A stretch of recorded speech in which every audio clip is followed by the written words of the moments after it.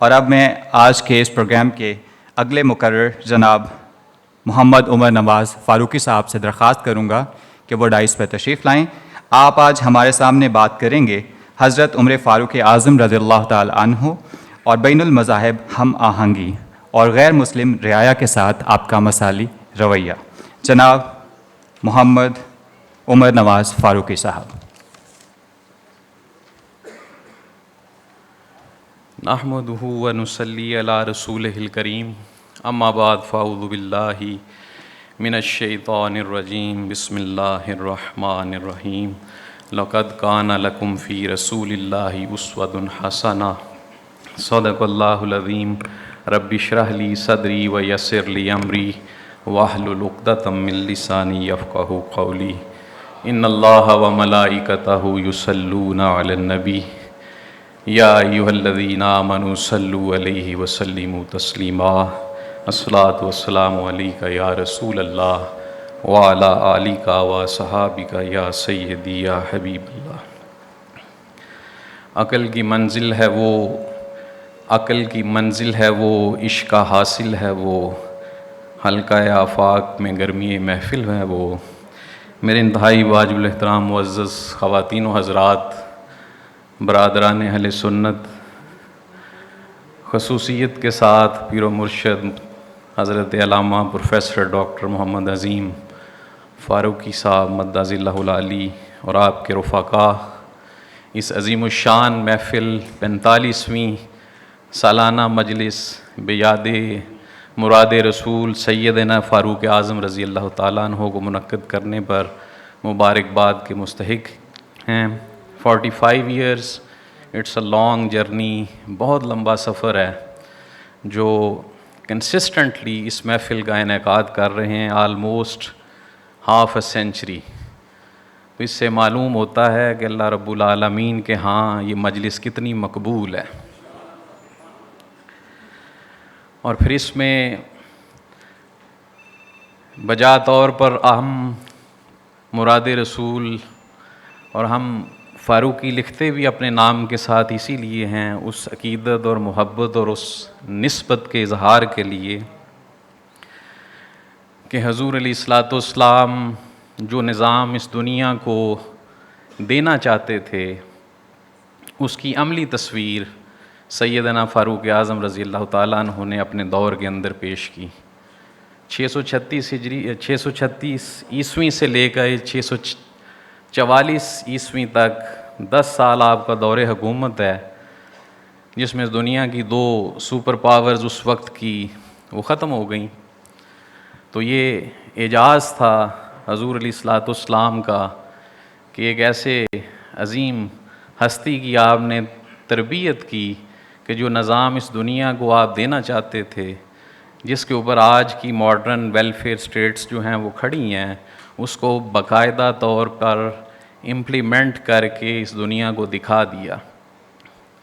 اس سے پہلے بھی بہت بڑے بڑے فلاسفر، بڑے بڑے ریپبلکنز اور لوگوں نے نظام حکومت دنیا کو دینے کے لیے کتابیں بھی لکھیں، بہت سارے کہہ لیں مضامین بھی شائع کیے، لیکن وہ سب چیزیں کتابوں کی حد تک ہی رہ گئیں۔ پلیٹو بڑا مشہور ہے، دا ریپبلک اس کی کتاب ہے، وہ پتہ نہیں 4000 سال سے کہ 3000 سال سے وہ لکھی ہوئی ہے، لیکن وہ باتیں بہت اچھی ہیں، لیکن وہ دنیا میں 1 منٹ کے لیے بھی وہ نظام نافذ نہیں ہوا۔ تو حضور علیہ الصلوۃ والسلام جو نظام لے کے آئے، جس کو دنیا کے سامنے وہ پیش کرنا چاہتے تھے، وہ اگر کسی نے دیکھنا ہے تو وہ آپ کا 10 سالہ دور حکومت ہے، جس میں آپ نے وہ ساری چیزیں جو اللہ رب العالمین نے انسانوں کے لیے ان کی فلاح و بہبود کے لیے اور اس دنیا اور آخرت کی کامیابی کے لیے بیان کی، وہ ساری آپ نے امپلیمنٹ کر کے دکھائیں۔ تو حضرات محترم، آپ کی شخصیت کے بے شمار پہلو ہیں جو نظام حکومت اور ایک ایڈمنسٹریشن سے ریلیٹڈ ہیں، لیکن جو چیزیں آپ نے غیر مسلم رعایا، جن کو ہم ذمہ کہتے ہیں، ان کے ضمن میں جو آپ نے چیزیں امپلیمنٹ کیں، وہ انسان آپ کی عقل اور جو فراست ہے اس کو دیکھ کے دنگ رہ جاتا ہے۔ یہ آج ہمارا ہاٹ ایشو ہے بیت المقدس کا۔ غزہ کے اندر ہم سارے دیکھ رہے ہیں یہودی کس طرح اس سرزمین کو ایکوائر کرنے کے لیے، اس کو فتح کرنے کے لیے تگ و دو کر رہے ہیں۔ تو حضرات محترم، جب حضرت سیدنا فاروق اعظم رضی اللہ تعالیٰ عنہ نے بیت المقدس کو فتح کیا تو آپ نے ایک ایگریمنٹ کیا ان لوگوں کے ساتھ۔ وہ ایگریمنٹ ایلیا کے لوگوں کے ساتھ، اور اس ایگریمنٹ کو عربی کے اندر جو آپ نے ابتدا کی، وہ ابتدا ایسی خوبصورت تھی کہ یہ معاہدہ ایک اللہ کے غلام امیر المومنین عمر بن خطاب اور ایلیا کے لوگوں کے درمیان ہے، جس میں وہاں آپ نے ان کی جان، ان کی مال، ان کی عزت، آبرو، ہر شے کو امان قرار دی۔ اور اس معاہدے کے اوپر جن جلیل القدر صحابہ نے سائن کیے، اس میں حضرت خالد بن ولید رضی اللہ تعالیٰ عنہ آپ نے اپنے دستخط کیے، حضرت عمر بن عاص رضی اللہ تعالیٰ عنہ آپ نے اپنے دستخط دیے، حضرت معاویہ ابن سفیان آپ کے دستخط موجود تھے، حضرت عبد الرحمن بن عوف، اتنے جلیل القدر صحابہ کو اس معاہدے کی شہادت کے طور پہ پیش کیا۔ اور آپ کا یہ ایسا مثالی کارنامہ تھا کہ آپ نے مسلمان تو چونکہ فاتح تھے وہ تو جا سکتے تھے، عیسائیوں اور یہودیوں کو بھی اس کی اجازت دی کہ وہ وہاں جا کے اپنی عبادت گاہوں کو دیکھ سکتے ہیں اور اپنا جو بھی کرنا چاہیں، عبادت کرنا چاہیں، زیارت کرنا چاہیں، اس کو دیکھ سکتے ہیں۔ سوائے یہودیوں کو صرف اتنی اجازت نہ تھی کہ وہ وہاں رہ سکیں، اس لیے کہ عیسائیوں نے یہ ریکویسٹ کی آپ کو کہ چونکہ انہوں نے یہودی حضرت عیسیٰ علیہ السلام کو صلیب پر اسی بیت المقدس کے اندر انہوں نے چڑھایا تھا تو ہمارا دل بڑا دکھا ہوا ہے۔ تو حضرت عمر رضی اللہ تعالیٰ عنہ جو ہیں انہوں نے صرف ان کی اس بات کو مان لیا کہ ٹھیک ہے کہ یہودیوں کو اس سرزمین پہ میں رہنے کی اجازت نہیں دیتا، لیکن یہ یہاں آ سکتے ہیں۔ تو وہ جو معاہدہ تھا حضرت عمر رضی اللہ تعالیٰ عنہ نے جو اس وقت ایلیا اور بیت المقدس کے عیسائیوں کے ساتھ کیا، وہ سلطان عبد الحمید جو سلطنت عثمانیہ کا آخری بادشاہ تھا 1926 تک وہ قائم رہا، تو اب ہمارے سامنے یہ سچویشن ہے۔ اس کے علاوہ آپ کے دور حکومت میں جتنے غیر مسلم تھے ان ساروں کے مساوی حقوق تھے۔ اگر کوئی مسلمان کسی غیر مسلم کو قتل کر دیتا تو حضرت فاروق اعظم رضی اللہ تعالیٰ عنہ کی یہ اسٹینڈنگ انسٹرکشن تھی کہ قتل کا بدلہ جو قصاص ہے وہ قتل ہے۔ تو آپ کئی واقعات ایسے ہیں جہاں مسلمانوں کے کسی مسلمان کے ہاتھوں کوئی ناحق مسلمان اگر قتل ہوا تو آپ نے وہ مسلمان اس خاندان کے حوالے کیا اور انہوں نے اس کا بدلہ لیا، چاہے وہ اس کو قتل کر دیں یا خون بہا لے لیں۔ پھر آپ کی یہ فہم و فراست تھی کہ ملکی معاملات کے اندر جنرلی جو مائنورٹیز ہیں ان کو شامل نہیں کیا جاتا، لیکن آپ جو مائنورٹیز اور ذمی تھے ان کے جتنے معاملات میں ان کو مشاورت کو شامل کرتے تھے، جس سے وہ اپنے آپ کو آنرڈ فیل کرتے تھے کہ چاہے مسلمانوں کی یہ حکومت ہے لیکن جو ہمارے اپنے معاملات ہیں ان کے اندر حضرت عمر رضی اللہ تعالیٰ عنہ جو ہیں انہوں نے اپنے جتنے گورنر تھے، جتنے ایڈمنسٹریشن کے لوگ تھے، ان ساروں کو یہ اسٹینڈنگ انسٹرکشنز دی ہوئی تھی کہ ان کے معاملات ان کی مشاورت کے بغیر طے نہیں کرنے۔ مذہبی آزادی تھی لوگوں کی، کسی کی عبادت گاہ کو نقصان کوئی مسلمان نہیں پہنچا سکتا تھا، حتیٰ کہ آپ اس حد تک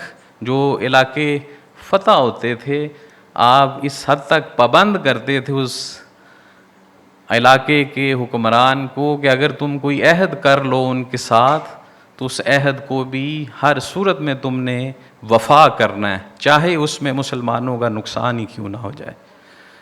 پھر ایک اور بہت بڑی فہم و فراست کی بات آپ کی یہ تھی کہ ہمارے بھی ادھر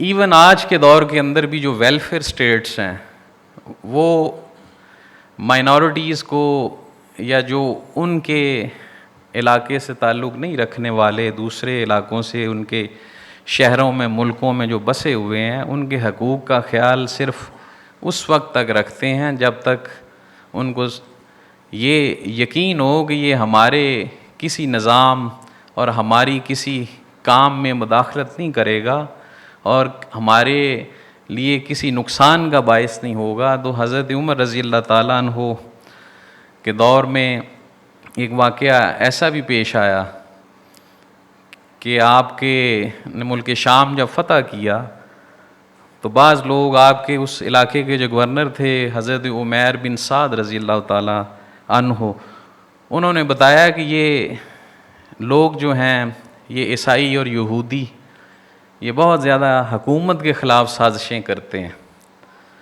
تو آپ کو جب یہ پیغام ملا آپ ان کی فہم و فراست کا اندازہ لگائیں۔